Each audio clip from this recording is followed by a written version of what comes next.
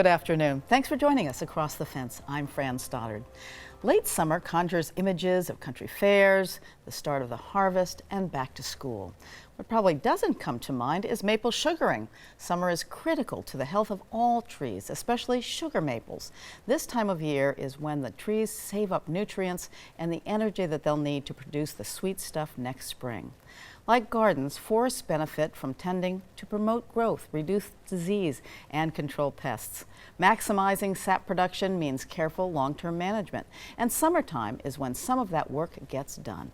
To talk about sugaring in summer is the UVM Extension Maple Specialist, Mark Eiselhart. Welcome back. Thanks for having me. Yeah, so this is so interesting about what you do this time of year and how to think about what's going to make great maple syrup in the spring. So, you know, certainly you guys are busy in the springtime, but what goes on in the sugar bush this time of year? Sure. So the trees are making their food, basically. You know, trees, like all sugar maples, like all trees, produce their own energy through photosynthesis. In maple's case, we actually harvest some of that energy in the spring when the sweet sap is available. But during the summer, they're producing energy not just for sugar makers' benefit, but for their own livelihoods. Sure. And now we're getting on towards the end of summer. Much as we hate to admit it, we're almost at the end of summer, and trees are starting to ramp down their photosynthesis. So they're not producing new chlorophyll at this point. They're pretty much using what they have, and trees are still producing sugar. They're going to reach their maximum right before leaf fall, and then the rest will be storage. Okay, great. And so you're also looking at this time of year maybe clearing out the sugar bush a little bit. And how do you make that decision about what to keep, what to cut, what are you looking for? Sure. So when the leaves are still green and still on, it's a good time to assess the vigor of some of these trees. So it'll be pretty obvious which trees are healthy, which ones are not, which ones are suffering from an acute stress like a defoliation versus one that's more chronic, like it's just in decline, not doing well. That would be a time for sugar makers to flag those trees for potentially cutting, but probably not do that actual cutting till after the leaves fall.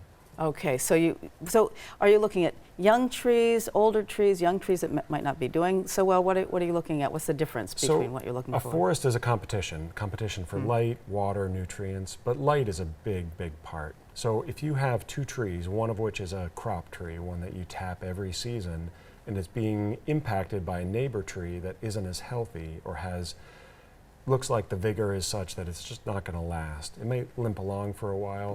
That would be a good candidate to take out. You don't want to take out every tree that's competing at once, because it can leave a tree susceptible to wind throw. It can have some damage to the roots. So a little bit of tending over time is a much better approach. And then does the same process when you're looking at an older tree, you've tapped it, it's served you well. What are you looking for when that time is up, perhaps? So it's a very different approach than growing that tree for boards. You know, we have really good research and data on where is the high point of where that tree is growing wood and maximizing the financial return for growing it for boards. With maple, we can tap trees for a very long time, much longer than you would hold that tree for timber production. In fact, we're still learning, you know, what is the rotation age is sort of a forestry term for maple production, maple sap production. Right. We don't really know yet. As long as you're able to tap into clean wood and not hit brown wood when you're drilling in, the tree can be quite productive. So for like 100 years? Oh, easily. At least easily. Wow, that's really great. So let's talk about what you might look for, like crown dieback. Sure. What are we looking for? So when we say crown dieback, we're looking at a normal tree would have a nice full green crown of leaves. A tree that is having a little bit of issue with decline or dieback, you might start to see thin crowns. You might see fine twigs but no leaves on them, and you have to try to figure out what's going on there. Is it something that just happened? It's a short duration, acute stress, or is it something that's been building for a while? Hopefully you can identify the insect or the fungus that is causing that, and you can decide whether or not it's a small little episode that will blow over, like the forest tent caterpillar that we just experienced an outbreak, or is it something a little bit more serious? And that's where understanding, looking to see what's causing the stress, and then maybe reaching out for more assistance from Extension or county foresters to get more precise information. Right. Well, let's look at some of those pests. Sure. There are two pests that sugar makers certainly should be on the lookout for. One is the maple leaf cutter, and here it is. Yeah, so there's a Pretty picture ugly. of a maple leaf cutter larvae. It's not the prettiest looking insect, I guess, in this stage, but it is really cool in that they will produce a little home. They'll make a little round leaf disc and hide under there and feed on the leaves.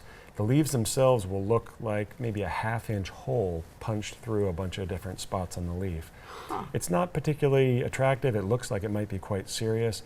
In reality, it's what we call a late season defoliator. So the tree has produced most of its energy for the season, and it typically is not a serious threat to the tree's leaves, the tree's health. Right. Even if it is very visible and ugly It to doesn't look at. look good, but it's really, it's okay. It's going to be okay And unless... it's not going to be worse the next year or something like that? or- Hard to say, but the biggest issue is if it's in combination with other stresses. So if we've had several years of drought, or the tree is really not happy where it's growing, it's maybe growing a little bit off-site, then you might just see a little bit more of an issue. But in general, they're not that serious. Okay, so nothing to do about that, just No. notice it No, and just keep notice following it. Yeah.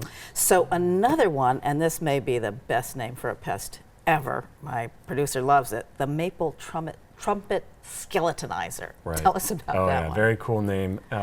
This picture shows it almost looks like a worm in the middle of the leaf, and that's actually the product of the tree, of the insect feeding. That's actually its frass or waste. It accumulates this long sort of trumpet-shaped dark blob, and it's usually in a slightly curled leaf. And there's another picture that shows the effect of it. Again, it'll do its damage between major veins in the leaf. It looks quite ugly. We'll get calls about it, but it typically is not something that's going to be a very serious threat to the tree. Okay, great. And I've also noticed that black spots on maple Yeah. leaves, that's pretty common. Is that a problem? Tar spot on maple is a fungus pathogen, and it is definitely an ugly and noticeable impact on the leaf. It doesn't really impact the tree greatly. Okay. You can be somewhat assured that the tree is going to survive, and it's not an excuse to cut it down. Oh, okay.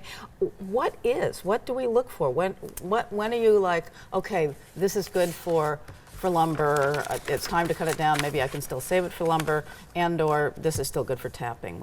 Well, in general, if the tree is healthy, it's going to be good for tapping indefinitely. As Okay. long as we're doing good practices as far as tapping, not tapping all on the same side of the tree, you really want to promote growth. You're adding more capacity, more tissue to the tree. The tree will respond better. So you're tapping in different places, and you're Yes. removing the taps. I was talking Exactly. to somebody last night about that. Yep. Who, Yep. Sugar maples are great at walling off that tissue from the tap hole, and as long as you move it around, the tree's growing well. It's going to be good. Okay, When it so- comes to thinning and tending, a little over time is much better than doing a lot all at once.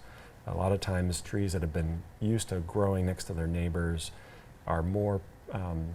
They can't handle removal of all the competing trees at once, and they could be blown over in a windstorm Okay. or have damaged their fine roots. right. And you want a diversity in the forest, too. You've talked about that. Absolutely. You don't want just a maple grove. Absolutely, yeah, and that can help with maple pests. If you break up the salad bar, if you will, and give some things that those insects don't particularly like, Right. That can be important. So.